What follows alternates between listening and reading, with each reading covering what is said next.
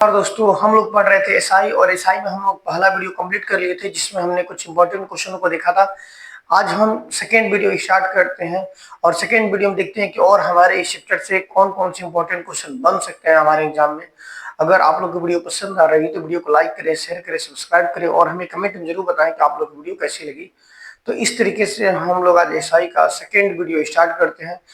देखते हैं इसमें क्वेश्चन क्या है। कह रहा है कि 1900 रुपए की राशि को दो भाग में बांटकर पहले भाग को 8% की दर से 2 साल के लिए तथा दूसरे भाग को 4% की दर से 3 साल के लिए निवेश किया जाता है तो दोनों भाग से प्राप्त साधारण ब्याज का अनुपात 16 संबंधी साथ हो। तो पूछा गया है कि सेकेंड भाग की राशि क्या है। ध्यान से देखेंगे। पहले था कि कह रहा है 1900 रुपए की राशि थी, उसको दो भागों में बांटा गया। कितने रुपए की राशि थी? 1900। तो मान लेते हैं पहले में P1 भाग की राशि थी, मान लेते हैं P1 राशि थी, ठीक है। और रेट कितना था? 8% और टाइम था 2 साल के लिए बट्टे में 100। एक भाग की राशि थी, हो गई। फिर दूसरा दूसरा क्या हो जाएगा? मान लेते हैं प्रिंसिपल P2 मान लेते हैं P2 राशि होगी और रेट कितना था इसमें? 4%, टाइम था 3 साल के लिए और 500। और इन दोनों का जो रेशियो था वो कितना था? रेशियो हमारा 16/7। ये हमारा रेशियो था। 100 से 100 क्या होगा? कैंसिल हो गया। इसको हम लोग काट देंगे 4×8, ठीक है। अब ये नहीं कटेगा तो कितना होगा? 2×4 P1 अपॉन ये हो जाएगा 3P2 इक्वल टू कितना होगा? 16/7। 4 से काटेंगे, 4×4 = 16। क्रॉस मल्टीप्लाई गुणा कर देंगे, कितना होगा? 7P1 बराबर 4×3 = 12 P2। इस तरीके से जो हमारा प्रिंसिपल होगा P1 रेशियो P2 वो कितना आ जाएगा? मैंने बताया था जब रेशियो लिखना हो तो जो P1 के साथ होता है उसको P2 के साथ कर देते हैं, यानी कितना होगा? 12/7। ये हमारा हो जाएगा। अब इसमें कह रहे हैं कि दूसरे भाग की राशि कितनी थी। ध्यान से देखिए, सेकंड भाग की राशि। यहाँ पे सेकंड भाग कौन सा है? 7 है। तो 7 और टोटल कितना है? 12×7 = 19। और हमारे पास राशि कितनी दिया गया था? 1900 रुपए की राशि थी। इस तरीके से हम काटेंगे 19×19 ये हमारा हो जाएगा 700 रुपए। ये हमारा आ जाएगा 700 आंसर।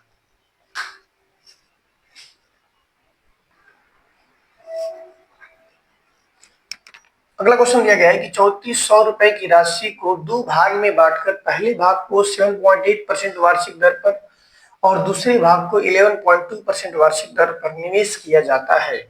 पूरे धनराशि पर 10.2% वार्षिक साधारण ब्याज प्राप्त होता है तो दोनों धनराशि का अंतर क्या होगा जब समय 2 वर्ष है। तो ध्यान से देखेंगे, इसमें दिया गया है कि जो हमारा रेट था पहला कितना था? 7.8% और दूसरा रेट कितना है? 11.2%। ये हमारा दिया गया है। कह रहे कि इस टोटल पे हमें कितना ब्याज है? 10.2%। टोटल पे कितना है? 10.2। इनका रेशियो निकालते हैं, ठीक है। हम लोग क्या करेंगे? 10.5 में से घटाएंगे, हमारा कितना? 10.2 में से घटाएंगे 7.8 हो जाएगा। 12 में से 8 गया 4, यहाँ बच गया कितना? 9 में 7 के 2, यानी कितना होगा? 2.4। इसी तरीके इसको घटाएंगे कितना होगा? क्योंकि 0 और 11 में से 10 गया 1, यानी ये कितना हो जाएगा? हमारा 1, ठीक है। इस डेसिमल को हम लोग क्या करते हैं? हटा देते हैं, तो ये हो जाएगा 1 और रेशियो ये हो जाएगा 24/10। इसको 2 से काटेंगे, 2 कम 2 2 4, 2×5 = 10। इसका मल्टीप्लाई करेंगे कितना होगा? 5/12। ये हमारा एक रेशियो आ गया 5/12। अब क्वेश्चन में कह रहा है कि हमारे पास टोटल राशि कितनी थी? टोटल राशि हमारे पास कितनी दी थी? 3400 रुपए।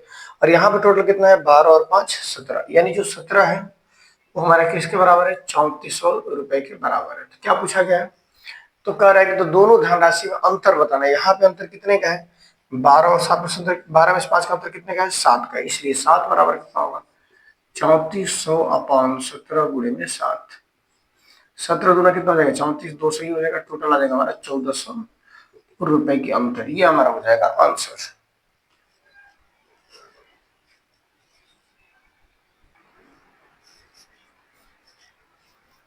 अगला क्वेश्चन दिया गया है कि एक निश्चित राशि को साधारण ब्याज पर 4800 रुपए है, इसके मूलधन को 20% बढ़ा दिया जाए और दर को 5/3 गुना कर दिया जाए और समय को 2/3 गुना कर दिया जाए तो नया साधारण ब्याज क्या होगा। तो ध्यान देंगे, जब भी हमें नया साधारण ब्याज निकालना होगा, क्या नया साधारण ब्याज अगर निकालना हो और क्वेश्चन जो इसी टाइप से लिखा हो तो हम लोग डायरेक्ट निकालते हैं। कैसे? 4800 रुपए की राशि थी, कह रहा है इस 4800 रुपए की राशि में कह रहा है कि मूलधन पर 20% बढ़ा दिया जाए, यानी कितना कर दिया जाए? 120 कर दिया जाए। और रेट को कितना गुना किया जाए? 5/3 गुना। और समय को कितना गुना कर दिया जाए? 5/3 गुना कर दिया जाए। तो देखते हैं फिर नया साधारण ब्याज क्या होगा। तो 0 से 0 कट गया, 3 से काटेंगे इसको, 3 चौको 12 0, फिर इसको 3 से काटेंगे 3 ग्राम 3 6 18 16 हो जाएगा। मल्टीप्लाई करेंगे 16 5 हो जाएगा 10 ही हो जाएगा, और 16 64 ही हो जाएगा। 64 और 10 ये हमारा हो जाएगा 6400 रुपए, आंसर आ जाएगा।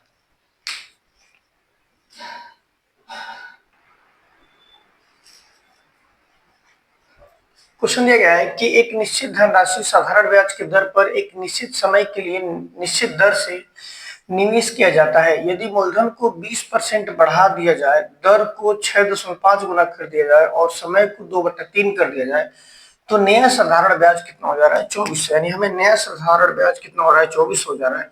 हमें पुराना मान लेते हैं x था, और इस x में क्या किया गया कि मूलधन को 20% बढ़ा दिया गया, यानी 120 कर दिया गया, और फिर बोला गया है कि 6/5 गुना क्या कर दिया गया? इसकी दर को कर दिया गया 6/5 गुना, और समय को कितना कर दिया गया? 2/3। इसको सॉल्व करेंगे, 1 जीरो से जीरो कट गया, 12 से काटेंगे 12 2 24, 2 जीरो होगा, फिर से काटेंगे 2 1 2 डबल जीरो, अभी 3 से काटेंगे 3 गुना के 6, इस तरीके से काटेंगे, फिर 2 से काटेंगे 2 5 10 50, ये कितना होगा? 5 5 25 और 1 जीरो 2 जीरो, यानी टोटल हमारा कितना होगा? 2500 रुपए, ये हमारा आ जाएगा आंसर।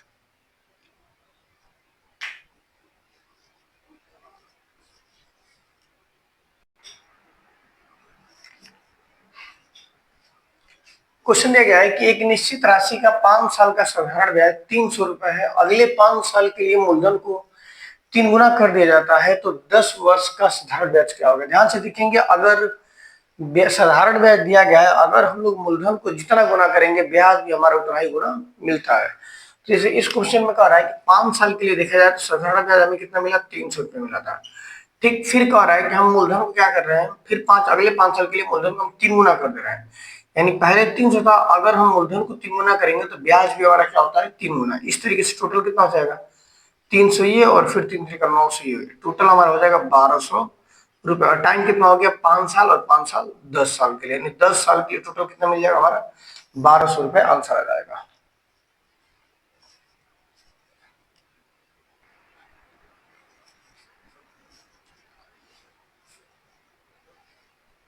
अगला क्वेश्चन दिया गया है कि एक निश्चित राशि का 4 साल का साधारण ब्याज 300 रुपए है। अगले 6 साल के लिए मूलधन को 4 गुना कर दिया जाता है, तो 10 वर्ष का साधारण ब्याज क्या होगा? ध्यान से देखेंगे, हमें इसमें 4 साल का जो है साधारण ब्याज कितना दिया गया है? 300 रुपए दिया गया है।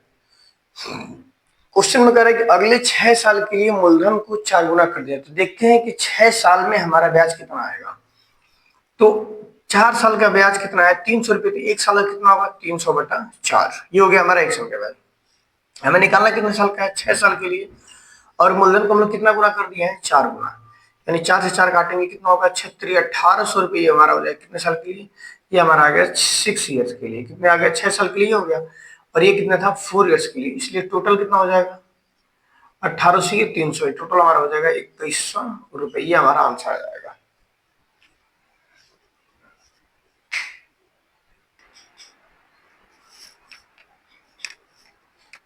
क्वेश्चन दिया गया है कि एक व्यक्ति 7,000 रुपए की राशि बैंक से कर्ज लेता है। 3 वर्ष बाद वह मूलधन में से 3,000 रुपए बैंक को वापस कर देता है। उसके 2 वर्ष बाद वह बैंक को 5,450 रुपए देकर अपना सारा कर्ज चुका लेता है, तो ब्याज का दर क्या था? तो ध्यान से देखेंगे, सबसे पहले व्यक्ति ने क्या किया कि 7,000 रुपए की राशि कर्ज लिया। ठीक, ये राशि बैंक में कब तक रहेगी? तो कह रहा है कि 3 वर्ष के बाद, यानी 3 वर्ष तक ये राशि बैंक में रहेगी, और पता नहीं क्या रेट लगाया, बट्टे में 100, ये हमारा हो गया 7,000 रुपए की राशि थी, 3 साल तक बैंक में रहा, और पता नहीं क्या रेट लगाया, इतना जो भी मिला हमारा टोटल ब्याज मिला, ये हमारा हो गया ब्याज 3 साल के लिए। फिर 3 साल के बाद उसने क्या किया कि 3,000 रुपए बैंक को वापस कर दिया। ध्यान से देखेंगे, पहले उसने टोटल 7,000 रुपए लिया था, 7,000 रुपए में से 3,000 रुपए उसने बैंक में वापस कर लिया, टोटल कितना बच गया? अब जो हमारा ब्याज लगेगा वो कितने रुपए लगेगा? 4,000 रुपए लगेगा। ठीक, ये हमारा टोटल ब्याज मिला 7,000 रुपए 3 साल के लिए। अब बात करते हैं हम आगे, अब जो ब्याज लगेगा कितने पे लगेगा? 4,000 रुपए, क्योंकि उसने 3,000 रुपए बैंक से वापस कर दिया। कह रहा है कि 4,000 रुपए की राशि, कह रहा है कि उसके 2 वर्ष बाद, मतलब 2 साल के लिए 4,000 रुपए लगा था। कितने वर्ष के लिए लगा? 2 साल के लिए, और पता नहीं क्या रेट लगाया था, रेट तो सेम ही होगा, 500। इस तरीके से उसको लास्ट में टोटल कितना देना पड़ा? ₹5,450। तो ये तो टोटल देना पड़ा अमाउंट।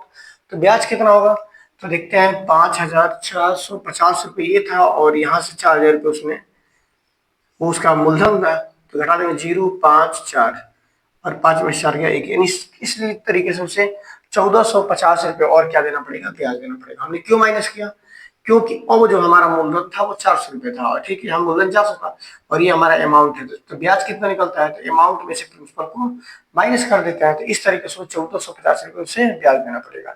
इसको सॉल्व कर लेते हैं। 2 जीरो से 2 जीरो कट गया, यहाँ पे 2 जीरो से 2 जीरो कट गया। इसका मल्टीप्लाई करेंगे, 7×21 210 आर प्लस ये कितना हो जाएगा हमारा, 4 दूना के 8, 80 आर बराबर 1450।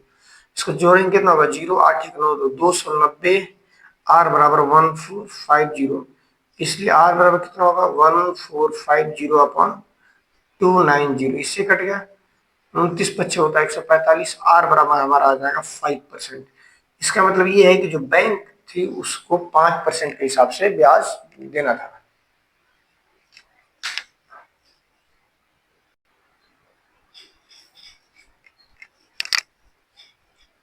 अगला क्वेश्चन दिया गया है कि एक व्यक्ति एक निश्चित धनराशि साधारण ब्याज की दर से निवेश करता है। एक निश्चित समय के बाद मूलधन और मिश्रधन का अनुपात 4:5 हो जाता है। उसके 3 साल बाद उसी दर से मूलधन और मिश्रधन का अनुपात क्रमशः 5:7 हो जाता है, तो ब्याज का दर ज्ञात करो। ध्यान देंगे, हमें 2 रेशियो दिया गया। सबसे पहले दिया गया है कि मूलधन और मिश्रधन का जो अनुपात है वो कितना है, 4:5 है। ये हमें दिया गया है कि मूलधन और मिश्रधन का अनुपात। फिर कह रहा है उसके 3 साल बाद अब उसी दर से मूलधन और मिश्रधन का अनुपात। अब हमें दिया गया है मूलधन और मिश्रधन का अनुपात कितना दिया गया है, 5:7। ये हमें दिया गया है इनका रेशियो, ठीक है। सबसे पहली बात ये जान लें कि कभी भी मूलधन हमारा चेंज नहीं होता है। मिश्रधन चेंज होगा, समय के अनुसार मिश्रधन चेंज होगा, लेकिन मूलधन क्या होता है, चेंज नहीं होता है।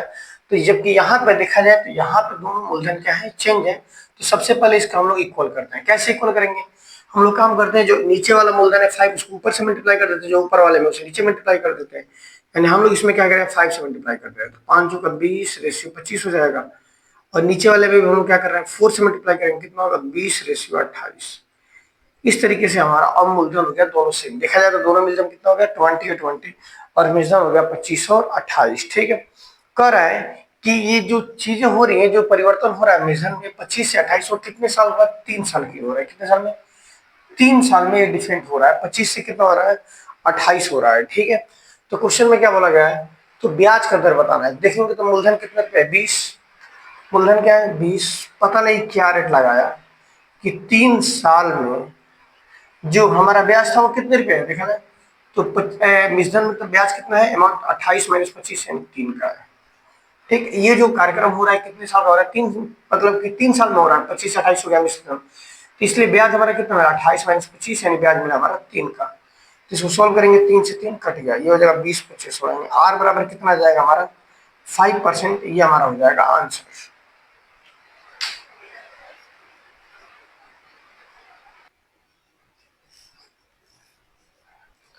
अगला क्वेश्चन दिया गया है कि किसी निश्चित राशि का साधारण ब्याज उसके मूलधन का 4/9 गुना है। क्या दिया गया है, साधारण ब्याज यानी एसआई दिया गया है। कर जो एसआई है वो क्या है, मूलधन का 4/9 गुना है। इसका मल्टीप्लाई करेंगे कितना होगा, 9SI बराबर कितना होगा, 4P। इसलिए अगर वो रेशियो निकाले एसआई रेशियो प्रिंसिपल का, तो क्या मिलेगा, 4:9, यानी 4 रुपए हमारा ब्याज होगा, 9 रुपए प्रिंसिपल पे, यानी 9 रुपए प्रिंसिपल पे हमें कितने रुपए ब्याज मिलेगा, 4 रुपए। कह रहे हैं कि दर और समय का मान आपस में बराबर है, तो ब्याज बताना है कि ब्याज कितना होगा। तो ध्यान से देखेंगे, अगर मैं ब्याज निकालना है तो मान लेते ब्याज कितना है, 4 रुपए, राशि कितनी है, 9 रुपए। पता नहीं क्या रेट लगाया, कह रहे रेट भी सेम है।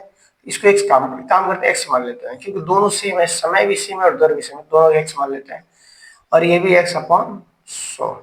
इसका मल्टीप्लाई करेंगे इधर, ये कितना होगा हमारा, मल्टीप्लाई करेंगे तो हो जाएगा हमारा 400 बराबर 9x²। इसलिए x² बराबर क्या होगा, 9 से भाग करना पड़ेगा, यानी 400/9। अगर हम x की वैल्यू निकालेंगे तो ये स्क्वायर में है, इधर जाके क्या हो जाएगा, अंडर रूट बनेगा 400/9। अब 400 किसका वर्गमूल होता है, 20 का, और 9 किसका वर्गमूल होता है, 3 का। 3 से भाग करेंगे तो x बराबर कितना होगा, 3 6 18 2 3, यानी आ जाएगा 6 होल 2 अपॉन 3%। ये हमारा हो जाएगा आंसर।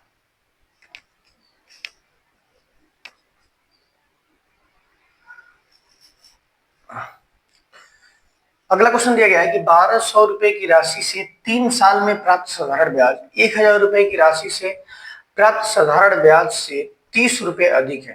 ध्यान से देखेंगे, इसमें दो चीज हो रही है। पहले हमारे पास 1200 रुपये था, अब कितना हो गया, और जो हमारे पास कितने रुपए, 1000 रुपए। कह रहे कि इन दोनों में अगर देखा है तो बात करिए, ये भी हमारा प्रिंसिपल है और ये भी क्या है, प्रिंसिपल है।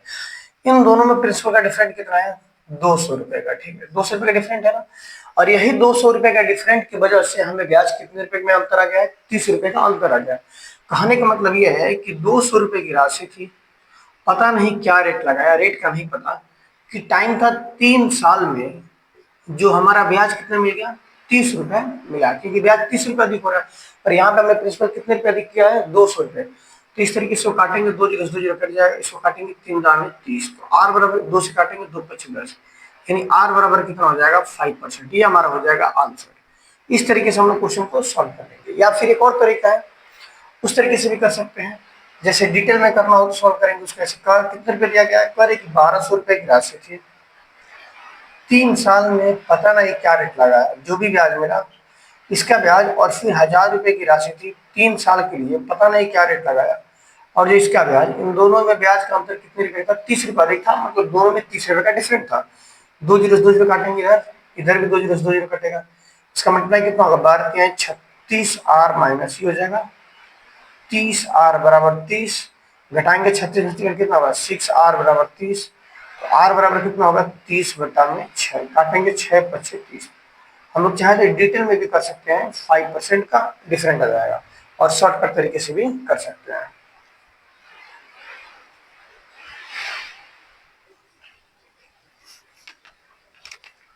क्वेश्चन दिया गया है कि 944 रुपए की राशि 4 बराबर वार्षिक किस्तों में दे है, यदि प्रत्येक किस्त पर शेष समय के लिए 12% वार्षिक साधारण ब्याज दे हो तो प्रत्येक किस्त की राशि क्या होगी।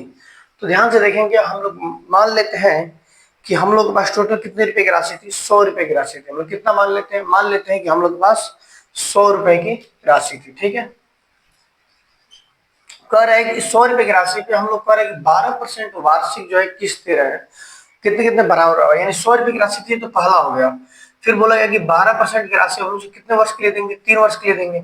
फिर इसी 100 रुपए की राशि पे 12% की राशि कितने साल के लिए देंगे, 2 साल के लिए, क्योंकि बोला गया कि प्रत्येक साल का किस्त दिया जा रहा है। फिर इसी तरीके से 100 रुपए की राशि उसको हम लोग कितने साल के लिए देंगे, 1 साल के लिए देंगे। फिर 100 रुपए की राशि पे 12% के हिसाब से हम लोग क्या करेंगे, 0%, मतलब एक भी साल के, मतलब यहाँ पे फाइनल हो जाएगा।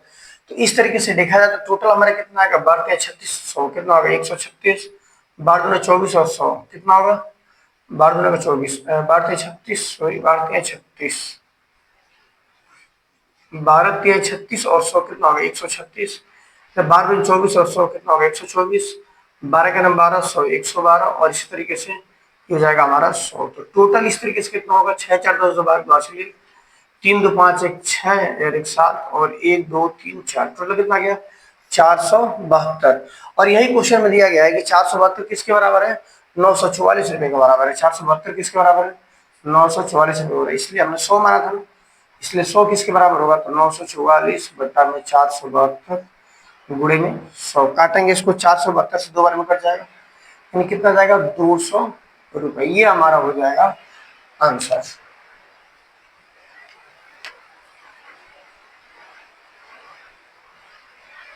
इस तरीके से हम लोग आज ये सिंपल इंटरेस्ट का ये हमारा चैप्टर यहीं पे कंप्लीट होता है।